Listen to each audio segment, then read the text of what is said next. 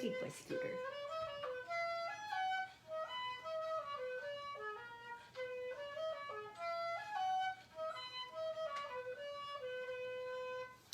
Good morning. This is Sally Morgan, physical therapist, craniosacral therapist, and Tellington T-Touch practitioner for animals and people. This is Tristan. He's a Corgi, and we're here for an episode of Conversations with a Corgi. And it's seeming that I just don't have time to do very many of these, so I'm sorry about that. But for those who actually watch consistently, you know who you are. Tuesday is usually going to be a good day for me to do these because I don't have dog school. My educator job is Monday, Wednesday, sometimes Thursday, sometimes Friday. And I typically don't have a thing in the morning on Tuesdays. So keep an eye out unless I'm away and we're working some other way. Anyway, I will be at dog school tomorrow, so we can't do this. And tomorrow is National Dog Day. And that is such an important day that I thought we should celebrate. Tristan's wearing his party scarf today so that we can celebrate National Dog Day.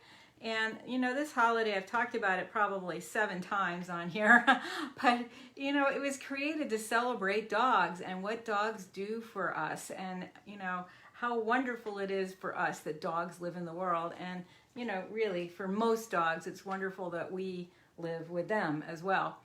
And, you know, the thing about National Dog Day that I think is important is to remember that not all dogs have it in the most wonderful life that our dogs have. Lots of dogs live in shelters. Lots of dogs are stray and homeless. Lots of dogs are in countries where people eat dogs. Lots of dogs don't have such a good life. So I always try to do something on National Dog Day to be kind to other dogs. I might do one of my craniosacral sessions for free for somebody who has a shelter dog that they rescued. I might make a donation to a shelter. I might offer, you know, an hour class for people from a shelter, workers or whatever. Make donations of old blankets and things, towels. Reach out to even a vet in the area who might know somebody with a shelter dog that needs some help with the dog's health or the dog's behavior.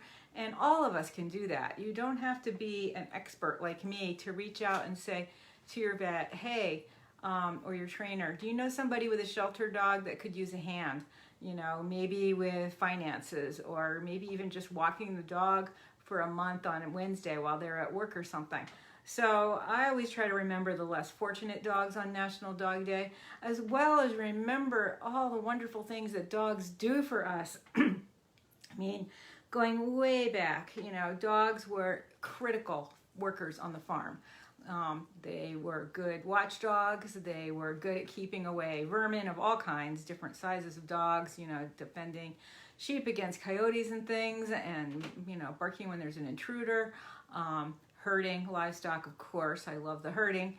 And then, you know, dogs through Lassie became TV stars and much beloved by people across the world, seeing a dog do amazing things. And thank God those producers saw the possibility for something at the time which seemed a novelty to really shift how people look at dogs in the bigger picture. And then we have seeing eye dogs developed in the 1800s, you know, like people, or maybe it was even the early 1900s, I don't know, I haven't looked it up lately, but, you know, people who were blind had all kinds of mobility they never had before and all kinds of independence thanks to service dogs. And now many people that have seizures, blood pressure problems, blood sugar problems, hearing problems, vision problems, all kinds of emotional problems are much helped by the dogs in their lives. And I think there's not a person out there with supposedly no official diagnoses who would not say that their dog is a huge help to them, especially during these times of COVID. Your dog is your companion, your support system. Sometimes for people like me that live alone, the dog is the only living creature I have contact with live, besides the many creatures around my house here, which we have lots of. So dogs are supplying people with a lot of love and companionship, and you know, it behooves us to do right by them and feed them the best things we can, treat them the best way we can. One of my friends has been watching a lot of videos at home with her family, and she's very interested in nutrition and food. So she has seen, if you're not familiar with the video Pet Fooled, Fooled, which is about the horrible things in pet food.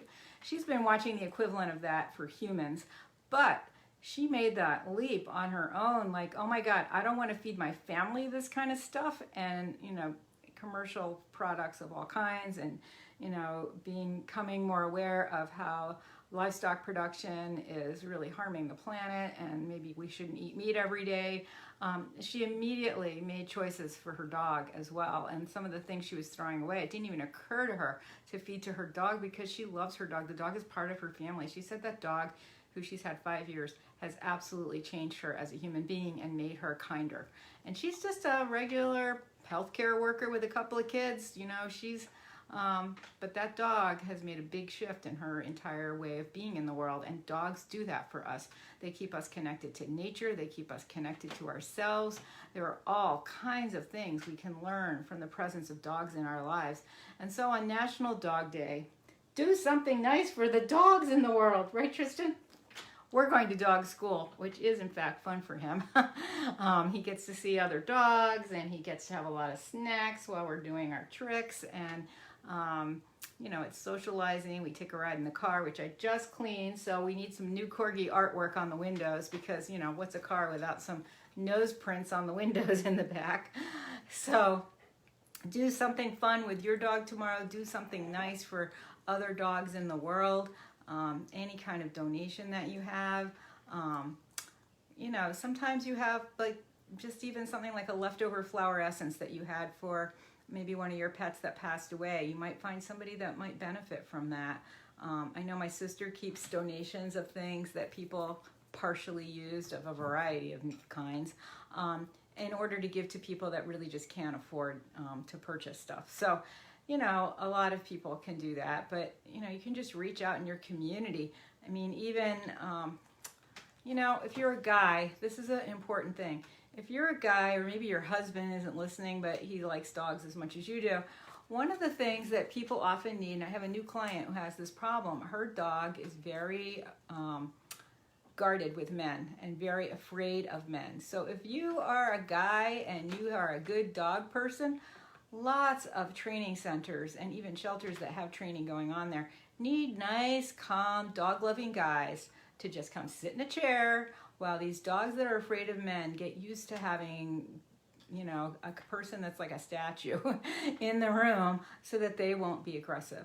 So there's just simple things like that you can do. And lots of places, dog schools offer a canine good citizen test. And part of that is to walk in a crowded space. So just go over and offer to be there and add support, you know, another person, or maybe your kind dog can be the friendly dog walking by when they're doing these tests. Even in the times of COVID, you can do all these things with masks on and separate from the people around you. So think about what you can do to be nice for dogs tomorrow. You know, you can even donate food to a shelter. Things like that. I mean, sometimes I've done something like buy a bag of extra treats when I'm at the co-op and just kind of hang in the parking lot and ask people if I feel brave. Do you have a dog?